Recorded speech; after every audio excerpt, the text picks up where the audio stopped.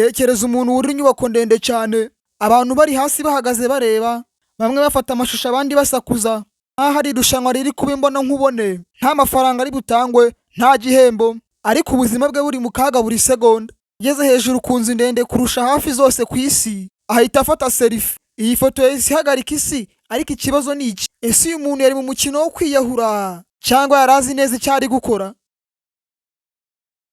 Ibi byabaye kuri Taipei 101, inyubako izwi ku isi kubera uburebure bwayo burenga metero 500. Ku munsi byabereyeho abantu bari bateraniye hafi yayo, bamwe batazi n'icyari kigiye kuba. Uyu mugabo witwa Alexander Honadi yatangiye kurira iyi nzu kuva hasi, abantu bose bamureba. Uko yazamukaga ndiko amatsiko yongeraga, ubwoba bukiyongera, telefone zigafungurwa, abantu batangiye kuvuga bati ese ari kwiyahura, abandi bati cyangwa ni irushanwa. Ko Alex yakomeje atitaye ku majwi y'abari hasi, atitaye ku maso amureba. Uyu si umuntu usanzwe. Alexander Hono azwi ku isi hose nk'umuntu ukoze amateka yo kuzamuka ahantu hateye ubwoba, nta mugozi, nta mutekano, ibintu benshi bafataga nk'ibidashoboka. Niyo mpamvu ubwo abantu bamubonaga yurira Taipei 101, bose batekereje ikintu kimwe bati atese yongeye kubikora. Ageze hejuru, aho umujyi wose uri hasi nk'ikarita, Alex yahagaze akanya, azamura telefone afata selfie. Icyo gihe nibwo inkuru yahise ikwira ku isi hose, ifoto imwe ariko yuzuye ubwoba, amatsiko n'ibibazo byinshi.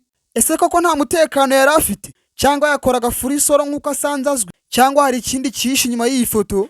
Ukuri ni uko Alex atarari mu kwiyahura, afite umutekano wateguwe nubwo utagaragaraga mu ifoto. Ariko impamvu iyi nkuru yatangaje isi yose ntabwo ari uko yuriye iyi nyubako gusa, ubwo ni uko abantu benshi bareba ikintu ku mbuga nkoranyambaga bagahita bemera ishusho babonye batabajije ukuri kwayo.